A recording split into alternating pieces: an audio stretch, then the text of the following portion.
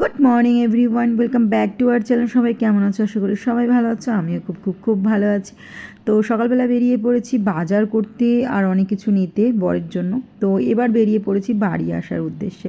এবার বাড়ি ফিরবো। সকালবেলা গুগলি খুঁজে খুঁজে নাজেহাল অবস্থা। সকালবেলা মামাবাড়ি গেছিলাম ভদ্রেশ্বরে, তো সেখানেও গুগলি বলে আসা হয়েছিল, উনি বসেননি আজকে। তারপরে আর একটা বাজারে আমাদের বসে, সেখানে ভদ্রেশ্বর বাজারে গেছি, সেখানেও দেখলাম ওনার কাছে শেষ হয়ে গেছে। তারপর শেষমেশ বাড়ি আসার পরে মেসো বললো আমি এনে দিচ্ছি, দাঁড়া। বউ বাজার থেকে গিয়ে মেসো খুঁজে এনে দিয়েছিল। তো তারপরে বাটা মাছও নিয়ে নিয়েছিলাম আমাদের ওখান থেকেই, চন্দননগর থেকে বাটা মাছও পেয়ে গেছিলাম। আর সব আম তো মেসো এনে দিয়েছিল, আর লিচু নিয়ে চলে এসেছিলাম আমি। তো সব কিছু নিয়েছিলাম, সবটা মেসো এনে দিয়েছিল, লিচুটা আমটা তো এগুলো এনে দিয়েছিল। আর বাকি বাজার টাজারগুলো, সবজি বাজারগুলো আমি পছন্দ মতো কিনে নিয়ে এসেছিলাম, কারণ মেসো তো বুঝবে না যে কোনগুলো কোনগুলো আমার ভালোবাসে। তো সেগুলো ওই জন্য আমি বুঝে নিয়ে এসেছিলাম বাজারগুলো। বাকি সব মেসো মোট কথা টুকটাক কিনে দিয়েছিল। এমনকি বাসন মাজার একটা স্কচ ব্রাইট পাওয়া যায় ওখানে, যেটা এখানে পাওয়া যায় না। একদম লোহার জালিও না, গেঞ্জি কাপড়ের ওপর, সেটা এখানে আমি পাই না।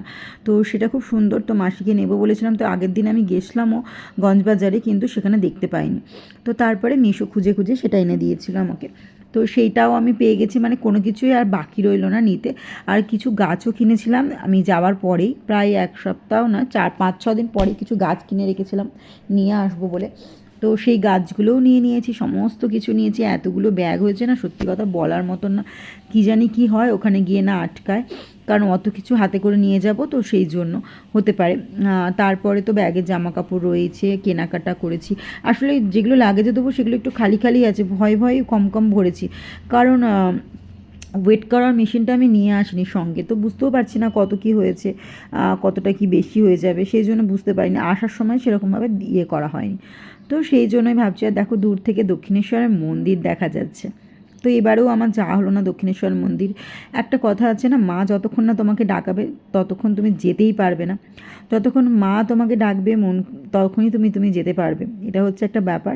তো হয়তো মা আমাকে মন থেকে ডাকেনি, সেই জন্য আমি হয়তো যেতে পারিনি। এবারেও যাওয়া হলো না, মেয়ের পুজোটা দিতে হবে। সেবারে এসে মেয়ের ভীষণ জ্বর হয়েছিল, তো ভেবেছিলাম যে জ্বর হয়েছিল, বরেরও খুব জ্বর হয়েছিল আসার পরে। তো বলেছিলাম যে পুজো দিয়ে যাব যদি সুস্থ হয়ে যায়। তো সুস্থ হয়েও গেছে, এখন পুজোটা দেওয়া হয়নি। তো ভাবছি এবারে গিয়ে আমি পুজোটা দিয়েই দেবো। এবারে যখন তিনজনে একসঙ্গে যাব তখন দক্ষিণেশ্বর গিয়ে পুজোটা দিয়ে দেবো, কারণ এবারেও তো দেওয়া হলো না আর যাওয়া হলো না। বেলুড় মঠ গেলাম, সেবার এমন সন্ধেবেলা গেছি, আর গরম যা পড়েছে সত্যি কথা বলতে অনেকটা দেরি হয়ে যেত ওদিক থেকে আসতে গেলে। তারপর শ্রীরামপুর যাওয়ার ছিল, তো সেই জন্য আর যেতে পারলাম না। তো এর পরের বার গেলে নিশ্চয়ই যাব। আর মা, সত্যি কথা বলতে মা যদি ডাকায় তাহলে অবশ্যই যাব। তো কথা বলতে বলতে অনেকটাই আমরা চলে এসেছি, প্রায় এয়ারপোর্টের কাছাকাছি চলে এসেছি। এবার হয়তো এয়ারপোর্ট ঢুকবো। তো আমরা বেরিয়েছিলাম 9:30 এরকম টাইমে, আর আস্তে আস্তে প্রায় 11:15টার মধ্যে আমরা ঢুকে গেছি। আর দুটো কততে রয়েছে আমাদের ফ্লাইট, তো সেই জন্য 2 ঘন্টা আগে যেহেতু যেতে হয়, তো চলে এসেছিলাম। তো চলে এসে বেশ ভালোই হয়েছিল, তো কারণ আমাদের ফ্লাইটটা একটু এগিয়ে গেছিলো টাইম। তো 15-20 মিনিট আগেই হয়েছিল, কারণ আমার আরও লেট হয়ে গেছিলো ভেতরে, কারণ লাগেজে দিয়ে একটু সমস্যা হয়ে গেছিলো। লাগেজগুলো সব জায়গায় না, আমার না তাড়াহুড়ো করে গুছোতে গুছোতে না, কোথায় নেল কাটার তো আজকে এবারে নিয়ে আসিনি, কোথায় ওই চিমটি টাইপ রাখা ছিল। তবে দিদা দুখানা কাঁসারের আমাকে থালা দিয়েছিল, সেই কাঁসারের একটা আমার মেয়েকে আর একটা আমার বরকে। তো সেই কাঁসারের থালাগুলো না আমি ঢুকিয়ে দিয়েছিলাম মেয়ের ব্যাগটার মধ্যে। সেটা আমার না মাথায় ছিল না যে ওটাও তো মেডেল, ওটাও আটকাবে। তাড়াহুড়ো করে মেয়ের ব্যাগে ঢুকিয়ে দিয়েছিলাম, আর জায়গাও ছিল না সেই ব্যাপার। তো সেই জন্য ওখানে ঢোকানো হয়েছিল। তার মধ্যে আর একটা এসেছিলো হচ্ছে আমার শ্যাম্পুর বটলটা আটকে ছিল। শ্যাম্পুর বটল না আমি সবসময় লাগেজের মধ্যেই দিই। তো এবারে কি হয়েছিল না, আমি তাড়াহুড়োতে আর লাগেজটা লক মারার পরে আর খুলিনি। তো এই হচ্ছে ব্যাপার। তো গিয়ে একটু সমস্যায় হয়তো একটুখানি পড়েছিলাম, তো সেটা ম্যানেজ হয়ে গেছে। তো ভীষণ ভালো ছিল, যিনি চেক করছিল উনি বললো আবার আপনি দিয়ে দিন ইয়েতে, আপনার লাগেজে তো এখনও যাবে টাইম, এখনও 3 কিলো মতো যাবে। তো আমার 3 কিলো মতো ফাঁকা ছিল বলে আমি আবার গিয়ে ওটাকে নতুন করে লাগেজ দিয়ে দিয়েছিলাম। তো সেই জন্য কোনো রকম সেরকম আর কি সমস্যা হয়নি। তো বেশ ভালোই হয়েছিল, দিয়ে দিয়েছিলাম, সমস্যা মিটে গেছিলো। তারপরে গিয়ে আমরা একটু গিয়ে বসেছিলাম, এই হচ্ছে ব্যাপার। তো চলো, কথা বলতে বলতে আমি ঢুকে গেছি এখন। তো যেহেতু ভিডিওটা আমি পরে এডিট করছি, সেই জন্য গল্পটা তোমাদেরকে আগে থেকেই বলে দিলাম। তো আজকে হচ্ছে অভিষেক ব্যানার্জি মমতা ব্যানার্জির ভাইপো আর কি। তো উনি আজকে ট্রাভেল করবে বলে ভীষণ এখানটায় আর কি ভিড় ছিল। তারপর শেষমেশ আমরা মেশো আমাদের নামিয়ে দিয়ে চলে গেল। মেশো বললো, মেশো না মানে মেশো বলতে বাবার মতন, তো মেশো বলছে তুই যেতে পারবি তো। বাইরে এসে দেখছে যে আমি ভেতরে ঢুকেছি নাকি। তো অনেকক্ষণ দাঁড়িয়েছিল, আমি ভেতরে একদম ঢুকে যাওয়ার পর তারপর মেশো বেরিয়েছে। তো ওখানে দাঁড়ানোর সেরকমভাবে নিয়ম নেই, তবু মেশো দাঁড়িয়েছিল। তো তারপরে আমরা চলে এসেছি, টাইম হয়ে গেছে ফ্লাইটের। তো এখন যাব গিয়ে একটু বসবো শান্তি। পাটা না আজকে একটু ডিস্টার্ব করছে, আমার বাঁ পাটা ভীষণ যন্ত্রণা হচ্ছে একটু হালকা হালকা করে। জানি না কেন এরকম হচ্ছে, বাঁ পায়ে সমস্যা হচ্ছে, কতদিন হবে এই সমস্যাটা আমি জানি না। তো ভীষণ যন্ত্রণা হচ্ছিলো, কটকট করে লাগছিল। এবার তারপরে আবার অতক্ষণ পা ঝুলিয়ে বসে থাকা মানে আমার আরও কষ্ট হবে হয়তো। মানে পাটা মুড়ে বসতে পারছি, কিন্তু এমনি ঝুলিয়ে রাখলে একটু একটু পাটার মধ্যে লাগে। তো সেই হচ্ছে ব্যাপার, দেখা যাক কী হয়। চলো ভিডিওটা দেখতে থাকো, বেশি বকলাম না আর।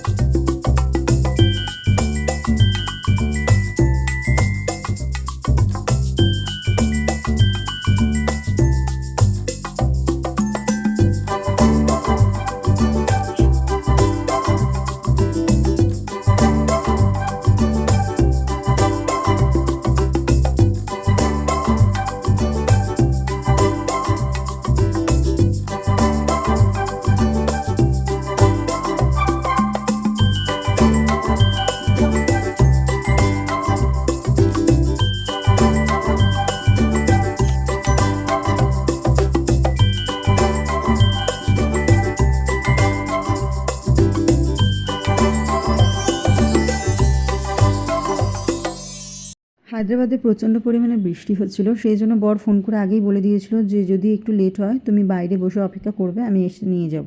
তো আমি অনেকক্ষণই ভেতরের জন্য দাঁড়িয়ে টাইম পাস করলাম, মেয়ে একটু ফটো তুললাম, এদিক ওদিক করে তারপরে বেরোলাম। কারণ বাইরেটা বেরিয়ে বসে থাকতে সত্যি কথা কেমন একটা অড লাগে। তো সেই জন্য মেয়েকে একটু ফটো তুললাম, ওদিকটা একটু টাইমটা পেলাম। তারপরে অনেকক্ষণ পর ও এলো। আমরা যেখানটায় বসেছিলাম অপেক্ষা করছিলাম ওর জন্য, ঠিক সামনেই লিফট ছিল। তো ও না লিফটে করে উঠে ওপরে চলে যাচ্ছিলো, দেখেইনি যে আমি নিচেই আছি। তো ও আমি খেয়াল করিনি ও কখন উঠেছে, কারণ আমি আর মেয়ে ফোন নিয়ে এমনি দেখছিলাম। তো তারপরে আমাকে দেখতে পেয়ে আবার নিচে নেমে এসেছিলো। তো ফাইনালি আমরা বেরিয়ে এসেছি এয়ারপোর্ট থেকে। আর এখানে ভীষণ পরিমাণে বৃষ্টি হচ্ছে সত্যি কথা বলতে। বাড়ি ফিরতে ফিরতে আমাদের অনেকটাই লেট হয়ে গেছিলো, কারণ যেখানে আমি 5:30টায় নেমেছি, তো সেখানে আমি মানে ঢুকেছি এখানে 6টা, মানে বাড়ি ঢুকে যাওয়ার কথা আর কি 6টা, ঢুকেছি 5টা কততে, তো 6টার মধ্যে বাড়ি ঢুকে যাওয়ার কথা আমার। তো সেখানে আমি ঢুকেছিলাম 8:30 পৌনে 9টার সময় বাড়ি ঢুকেছিলাম। ভীষণ বিরক্ত লাগছিল, খিদে পেয়ে গেছিলো মানে প্রচণ্ড। যদিও মাসি খাইয়েই পাঠিয়েছিল দুজনকে, কিন্তু তাও সেটা তো সকালে খেয়ে এসেছি। এবার দুপুরের খাওয়াটা সেরকমভাবে হয়নি, যেটুকুনি ফ্লাইটে মেয়েকে খাইয়েছিলাম ব্যাস সেটুকুই। তারপরে তো সে মেয়ে খেয়েছিল টুকটাক, আর আমি তো সেরকমভাবে কিছু খাইনি। আর ভীষণ খিদে পাচ্ছিলো, বাইরে নেমে তারপরে কফি নেওয়া হলো, কোল্ড কফি মেয়ে আর আমি খেলাম, তারপরে একটু শান্তি হলো। সত্যি কথা বলতে ভীষণ জোরে খিদে পেয়ে গেছিলো। আর হায়দ্রাবাদে ভীষণ পরিমাণে বৃষ্টি হচ্ছে, মানে এত ট্রাফিক জ্যাম ছিল সেদিনকে বৃষ্টির জন্য বলার মতো না। দেখো কীভাবে জল জমে গেছে রাস্তার মধ্যে। আসলে কী হয়েছিল না, বৃষ্টি যখন হয় তখন মানুষ থেমে যায় কোথাও একটা, তারপরে যখন বৃষ্টিটা একটুখানি থামে তারপরেই সব গাড়িগুলো একসঙ্গে বেরিয়ে যায়, যদিও এখন বৃষ্টি থেমে গেছে, আর তারপরে জ্যাম হয়ে যায়। তারপরে বাড়ি আসার পরে ফ্রেশ হলাম দুজনেই, ফ্রেশ হওয়ার পরে যে সবজি যা যা নিয়ে এসেছিলাম তো সেগুলো সমস্ত বার করলাম, শ্যাম্পুর বটল, লিচু। তো বর একটু হেল্প করলো এর সাথে সাথে, ও একটু গুছিয়ে দিল। আর দেখো চারিদিকে ছড়ানো রয়েছে, দিদা যে কাঁসারের থালা দুটো দিয়েছিল সেই থালা দুটো বার করে নিয়েছি। প্রায় এই ব্যাগটা খালি করা হয়ে গেছে, আর ছোটো ছোটো ব্যাগগুলো তো খালি করা হয়েই গেছে। আর এখানে আমার ছিল গাছের সার এনেছিলাম, তো গাছে দেওয়ার সার এটা। আর এখানে রয়েছে গাছগুলো সব এরকম পেপারে আমি ভালো করে ফোল্ড করেছিলাম, সুন্দর করে সুতো দিয়ে বেঁধেছিলাম, সেলোটেপ দিয়ে আটকেছিলাম। তো এত সুন্দর করে গাছগুলোকে নিয়ে এসেছিলাম না, সত্যি কথা বলতে গাছগুলোর কিছুই হয়নি, এত সুন্দর করে গাছগুলো নিয়ে এসেছিলাম আমি। তো চলো ভিডিওটা এখানেই শেষ করলাম। কেমন লাগলো ভিডিওটা অবশ্যই আমাকে কমেন্টে জানিও।